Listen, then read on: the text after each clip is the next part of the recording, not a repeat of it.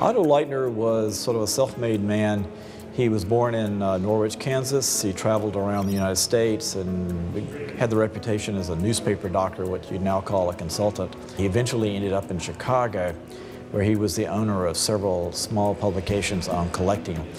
So he conceived of the idea of putting them under one masthead called Hobbies Magazine. In his various editorials, he convinced people they didn't need to be a Frick or a Vanderbilt, that they could collect anything from salt and pepper shakers to stamps to coins up to fine arts.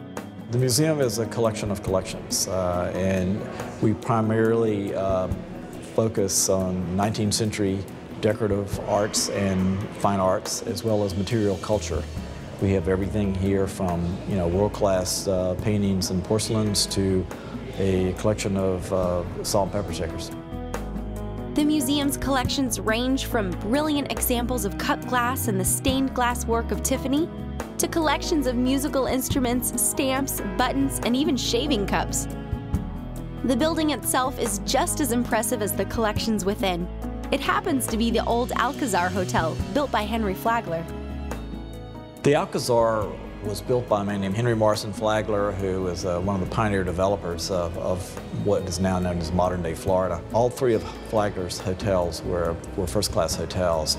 The Alcazar was a little bit more fun than the other two hotels because we had all the spa facilities. We had, massage rooms and steam baths and workout rooms.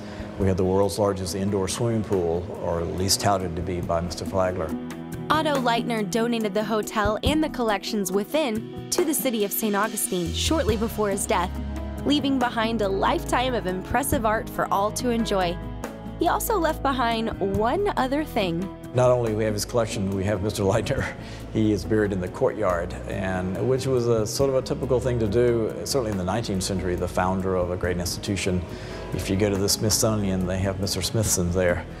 So we have Mr. Lightner out buried in our courtyard. Is what his wish was, that he would be buried next to his collections.